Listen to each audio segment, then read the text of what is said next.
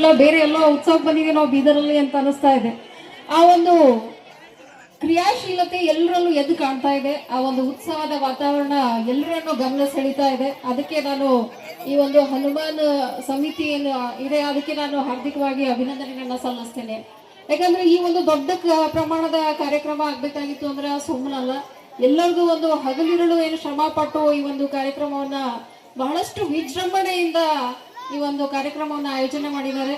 ಅದಕ್ಕೆ ರೂವಾರಿಗಳು ನಮ್ಮ ಗ್ರಾಮ ಪಂಚಾಯಿತಿ ಅಧ್ಯಕ್ಷರು ಅಂತ ಹೇಳಿದ್ರು ತಪ್ಪಾಗ್ಲಾರ್ದು. ಅದಕ್ಕೆ ನಾನು ಒಂದು ಮಾತು ಹೇಳಬೇಕು, ಏನಂತಂದ್ರೆ ಜೋ ಪಾನಿ ಸೆ ನಹಾತಾ ಹೇ ವೋ ಸಿರ್ಫ್ ಲಿಬಾಸ್ ಬದಲ್ತಾ ಹೇ ಅಂತ. जो पानी से नहाता है वो सिर्फ लिबास बदलता है, जो पसीने से नहाता है वो इतिहास बदलता है. ಆ ತರ ನಮ್ಮ ಗ್ರಾಮ ಪಂಚಾಯಿತಿ ಅಧ್ಯಕ್ಷರು ಮತ್ತೆ ಎಲ್ಲ ಸದಸ್ಯರು, ಈ ಒಂದು ಇಮಾಮಾಬಾದ್ ಗ್ರಾಮದ ಎಲ್ಲ ಗ್ರಾಮಸ್ಥರು, ಎಲ್ಲ ಮಹಿಳೆಯರು ಕೈ ಜೋಡಿಸಿದಾಗ ಈ ಒಂದು ವಿಜೃಂಭಣೆಯ ಕಾರ್ಯಕ್ರಮ ಈ ಒಂದು ಗ್ರಾಮದಲ್ಲಿ ಆಚರಣೆ ಆಗೋದಕ್ಕೆ ಸಾಧ್ಯ ಆಗಿದೆ. ಅದಕ್ಕೆ ನಾನು ಪ್ರತಿಯೊಬ್ಬರಿಗೂ ಸಣ್ಣವ್ರು ಹಿಡ್ಕೊಂಡು ದೊಡ್ಡವ್ರ ತನ ಅಭಿನಂದನೆಗಳನ್ನ ಸಲ್ಲಿಸ್ತೀನಿ. ಈ ಒಂದು ಕಾರ್ಯಕ್ರಮದಿಂದ ನಾವೆಲ್ಲರೂ ಕಲಿಬೇಕು. ಏನು ಸರ್ವ ಧರ್ಮದ ಸಮ್ಮೇಳನ ಏನ್ ಮಾಡ್ತಾ ಇರ್ತೀವಿ ನಾವು, ಅದು ಬರೀ ಆಚರಣೆಗೋಸ್ಕರ ಸೀಮಿತ ಆಗ್ಲಾರ್ದೆ ವಿಚಾರಗಳನ್ನ ಬದಲಾಯಿಸ್ಕೊಂಡು ಬರ್ಬೇಕು. ನಾವೆಲ್ಲರೂ ವಿಚಾರಗಳನ್ನ ಉನ್ನತವಾಗಿ ಉತ್ತಮವಾದಂತಹ ರೀತಿಯಲ್ಲಿ ನಾವು ವಿಚಾರಗಳನ್ನ ಹಂತ ಹಂತವಾಗಿ ನಾವು ನಮ್ಮ ಜೀವನದಲ್ಲಿ ಒಳ್ಳೆ ವಿಚಾರಗಳನ್ನ ಅಳವಡಿಸ್ಕೊಂಡಾಗ ಈ ಒಂದು ಸಮಾಜಕ್ಕೆ ನಮ್ಮದೇ ಆದಂತಹ ಕೊಡುಗೆಯನ್ನು ಕೊಡೋದಕ್ಕೆ ಸಾಧ್ಯ ಆಗ್ತದೆ. ಇಲ್ಲ ಬರೀ ಧಾರ್ಮಿಕ ಆಚರಣೆಗಳನ್ನ ಮಾಡ್ತೀವಿ, ಅಷ್ಟಕ್ಕೆ ಸೀಮಿತ ಮಾಡ್ತೀವಿ, ನಾವು ಮಾಡಿದ್ದೇ ಮಾಡ್ತೀವಿ ಅಂತ ಹೇಳಿ ಅನ್ಲಾರ್ದೆ ಅದು ತಾರ್ಕಿಕವಾದಂತಹ ಶಕ್ತಿಯನ್ನ, ತಾರ್ಕಿಕವಾದಂತಹ ವಿಚಾರಗಳನ್ನ ನಾವು ನಮ್ಮ ಜೀವನದಲ್ಲಿ ಅಳವಡಿಸ್ಕೋಬೇಕು.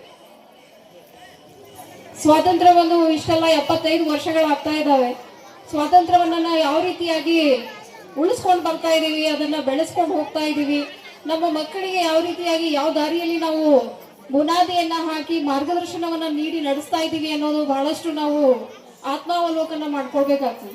ಆ ಒಂದು ನಿಟ್ಟಿನಲ್ಲಿ ಈ ಒಂದು ಎಲ್ಲರೂ ಸೇರಿ ಏನು ಆಚರಣೆಯನ್ನ ಮಾಡ್ತೀವಿ ನಾವು ಗ್ರಾಮಗಳಲ್ಲಿ, ಅದು ಎಲ್ಲ ಮಕ್ಕಳಿಗೂ ಕೂಡ ಒಂದು ಶಕ್ತಿಯನ್ನ, ಒಂದು ಧೈರ್ಯವನ್ನ ತುಂಬೋದಕ್ಕೆ ಸಾಧ್ಯ ಆಗ್ತದೆ. डरकर नौका पार नहीं होती, कोशिश करने वालों की कभी हार नहीं होती. असफलता एक चुनौती है, उसे स्वीकार करो. असफलता एक चुनौती है, उसे स्वीकार करो. क्या कमी रह गई देखो और उसे सुधार करो. जब तक सफल ना हो जाए नींद चैन को त्यागो तुम. जब तक सफल ना हो जाए नींद चैन को त्यागो तुम. संघर्ष की मैदान छोड़कर मत भागो तुम. कुछ किए बिना ही किसी की जय जयकार नहीं होती. कुछ किए बिना ही किसी की जय जयकार नहीं होती. कोशिश करने वालों की कभी हार नहीं होती. ಇಮಾಮಾಬಾದ್ ಗ್ರಾಮದಲ್ಲಿ ಇದು ಇಮಾಮಾಬಾದ್ ಕನ್ಸಲ್ ಉಂಟ ನಮಗೆ ಅಷ್ಟು ಜಾತ್ರೆ ಅನ್ನೋ ಮಕ್ಕಳು ಅನ್ನಿಸ್ಲತ್ತ. ಈಸ್ಟ್ ಪಬ್ಲಿಕ್ ಕಾಣತ್ತದ ಅಂದ್ರೆ ಇದು ಫಸ್ಟ್ ಟೈಮ್ ನೋಡತ್ತೆ. ನಾನು ಬಹಳಷ್ಟು ರೀತಿಯಲ್ಲಿ ಪ್ರೋಗ್ರಾಮಿಗೆ ಬಂದೀನಿ.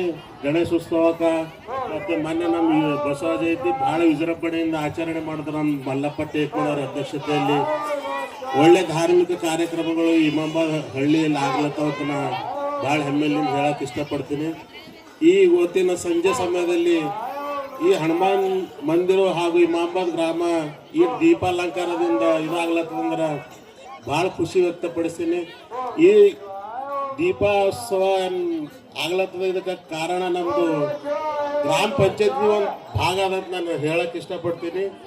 ಈ ಹಿಂದೆ ನಮ್ಮ ಗ್ರಾಮ ಪಂಚಾಯತ್ ಸದಸ್ಯರಾದ ಈಗಿನ ಅಧ್ಯಕ್ಷರಾದ ಸಂಶಕ್ತಿ ರಾಮಕೀರ್ತಿ ಅವರು ಸದಸ್ಯರಿದ್ದಾಗ ಅವ್ರ ಜೊತೆಯಲ್ಲಿ ಗೌರಮ್ಮ ಪ್ರಭು ಕಲ್ಲಾಲ್ ಮತ್ತು ಪದ್ಮಾವತಿ ನರಸಪ್ಪ ಅಂದ್ರೆ ಬಹಳ ಜೀವ ಪಂಚಪ್ರಾಣ ನಮ್ಮ ಪಿಡಿಯವರಿಗೆ.